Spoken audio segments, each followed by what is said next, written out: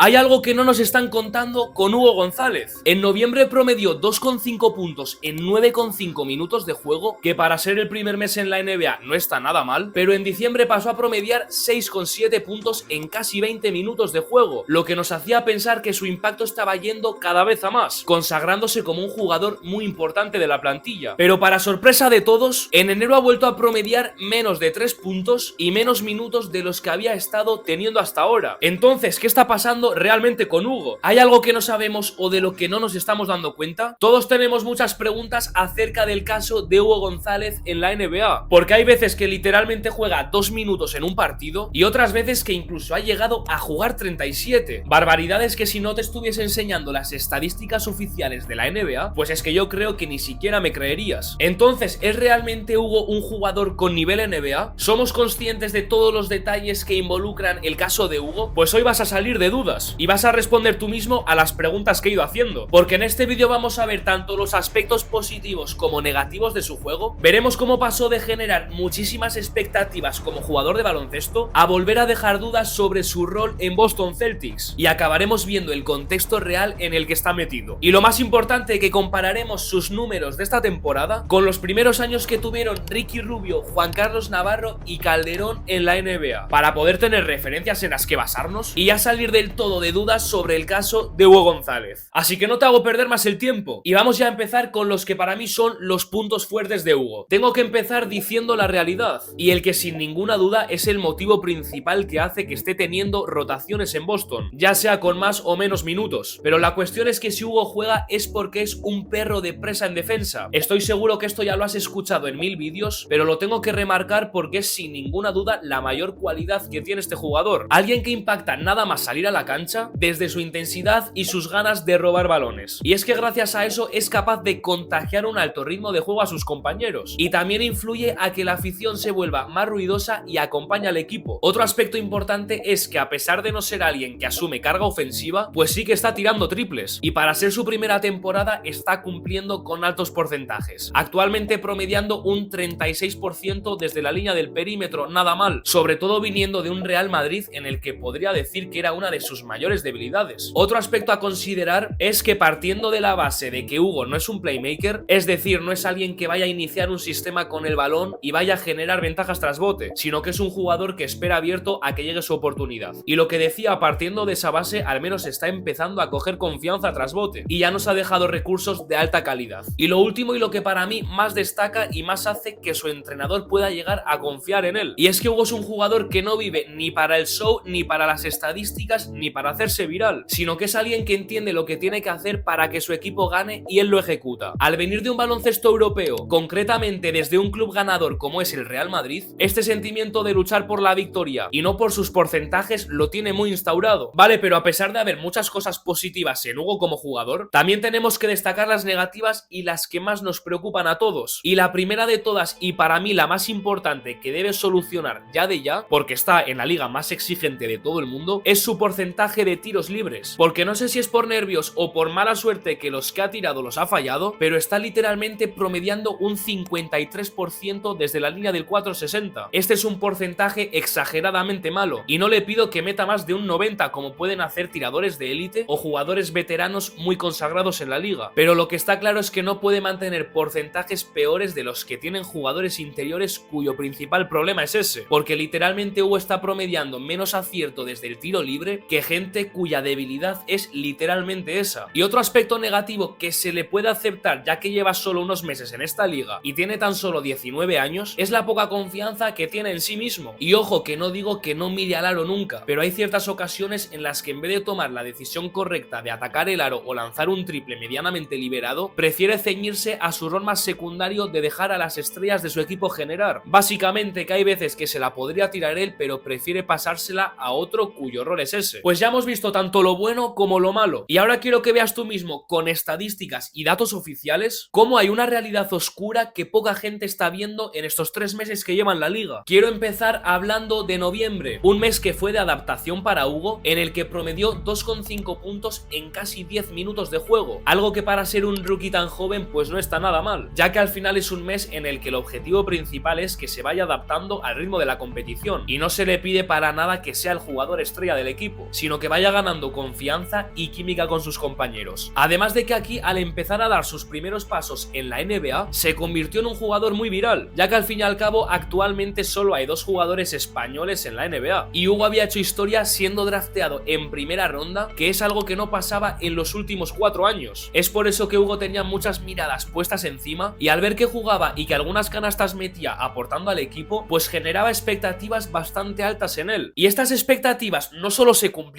sino que nos dimos cuenta de que el techo de Hugo no estaba solamente tan alto, sino que parecía que solo en 1 o 2 meses ya se había convertido en un jugador muy importante de la plantilla. Lo vas a ver tú mismo, porque en diciembre pasó a promediar 6,7 puntos y a contar casi con 20 minutos por partido. Una auténtica barbaridad si nos paramos a compararlo con el mes anterior, en el que había jugado la mitad de tiempo y había promediado 3 veces menos anotación. Y en diciembre hablamos de que llegó a tener rachas de jugar 29, 28 y 37 minutos, sumando en esos 3 partidos victoria tras victoria. Es por eso que en este mes las expectativas con Hugo subieron a un ritmo acelerado, porque lo que parecía que para él iba a ser un proceso de adaptación, pues se había convertido en una realidad, en alguien importante en la rotación, en alguien en el que su entrenador confía, porque de verdad jugar 37 minutos en un partido que ganas, pues deja claro que eres un jugador que sí que aporta. Es por eso que en este punto mucha gente empezó a hablar sobre su futuro y a hacerse a la idea de que estaba empezando a construir lo que iba a ser una larga carrera en la NBA. Veíamos a todos sus compañeros hablar muy bien de él, a su entrenador más de lo mismo, y a la afición rendida a sus pies ovacionándole en cada defensa que aportaba. Hugo estaba viviendo su mejor mes como jugador de baloncesto profesional, pero para sorpresa de todo el mundo, Hugo se iba a llevar un golpe de realidad. Ese jugador que parecía que se iba a comer la liga, ahora parece que vuelve a dejarnos dudas, porque lejos de empezar a promediar más puntos y más minutos, ya ni siquiera mantiene los números del mes anterior, y lo tienes que ver tú mismo. Este último mes ha vuelto a promediar menos de 3 puntos por partido, prácticamente lo mismo que hace 2 meses en noviembre, su primer mes del que hemos hablado antes, pero encima jugando algo más de lo que promediaba por aquel entonces, que eran 10 minutos, es decir, sigue contando con bastantes minutos, de hecho bastantes más que al principio de todo, pero ha vuelto a promediar los mismos puntos, y ya no solo el hecho de haber bajado de 7 puntos por partido a 3, sino que lo que antes para él era normal encadenar una racha de jugar 29, 28 y 37, ahora ha pasado a que en algún partido incluso llega a jugar 2 minutos, algo que no le había sucedido en los últimos 19 encuentros que ha disputado. Entonces, como conclusión, está jugando menos, está promediando menos puntos y su entrenador lo saca menos al campo que antes. Malas sensaciones son las que estamos teniendo con Hugo este último mes, y más concretamente en estos 2 últimos partidos en los que ha promediado 11 minutos y 2 minutos. Pero esto es una carrera a largo plazo, y antes de compararlo con la primera temporada de Navarro, de Ricky y de Calde, quiero ponerte muy rápido en contexto. La realidad es que Hugo ni es una estrella ni tiene potencial para ser una estrella en la NBA. Ahora es un jugador de rol muy potente que te puede aportar mucho en ciertas situaciones y en ciertos contextos, pero algo que te tiene que quedar claro es que los partidos que juega minutadas no es porque sea buenísimo, que ya te digo que lógicamente aporta, porque si no, no estaría jugando ningún minuto, estaría jugando 0, está claro, pero la realidad es que si juega muchísimo en un partido es normalmente para dar descanso a los jugadores importantes de su plantilla, y ya ni te cuento cuando vuelva Jason Tatum de lesión. Estoy seguro que para aquel entonces Hugo empezará a promediar aún menos minutos. Vale, pero la cuestión es, estamos hablando de cuántos minutos y cuántos puntos promedia Hugo, pero si lo comparamos con otros jugadores españoles que tuvieron también su primera temporada en la NBA, ¿realmente está tan lejos de prometer ser un gran jugador? Pues vamos a compararlo ya de ya. Pues Ricky Rubio en su primera temporada en la NBA promedió casi 11 puntos, más de 8 asistencias y casi 35 minutos de juego. Por otra parte, Calderón promedió 5 puntos, 5 asistencias y 23 minutos de juego. Y por último, don Juan Carlos Navarro, que promedió 11 puntos y 26 minutos de juego. Está claro que a Hugo no se le pide ser el nuevo Ricky o el nuevo Navarro, pero después de ver esto nos queda claro que en principio el próximo gran referente español en la NBA pues no lo va a ser. Pero ojo, que no todo son malas noticias, porque te recuerdo que Hugo solo tiene 19 años y si ha sido seleccionado en primera ronda en el pick 28 pues es por algo. Además, esta gente de la que te he hablado, por ejemplo Ricky Rubio, entró a la NBA pero con 21 años, siendo ya algo más mayor, por lo que la realidad es que con Hugo lo que tenemos que hacer es esperar y dejarle crecer tranquilo. Gracias a Dios está en un equipo competitivo que le permite seguir trabajando en una dinámica de ganadores. No está en un equipo al que le da igual ganar y solo buscan reconstruir hacia el futuro. Y por cierto, yo soy el primero que hace vídeos hablando de él y pues tratando este tipo de temas, porque porque al fin y al cabo son los que interesan. Pero sinceramente pienso que no tenemos que profundizar demasiado. Tenemos que dejarlo tranquilo, que siga trabajando y que siga mejorando cada vez más. Y otro tema es que quién sabe si decidirá quedarse más años en la NBA, como lo hicieron Ricky o Calde, o si decidirá volver a Europa en alguna ocasión, como hizo Navarro, que te recuerdo que estuvo solo una temporada en Estados Unidos. Dime por comentarios si crees que Hugo tendrá una larga carrera en la NBA, o si por el contrario piensas que no tardará demasiado en volver a Europa. ¿O qué opinas sobre su caso? ¿Cuáles crees que son las razones reales por las que a veces juega muchísimo y otras veces casi nada? Te veo por comentarios, que siempre me gusta leer vuestras opiniones y responderos a todos. Gracias por ver el vídeo y como siempre nos vemos mañana.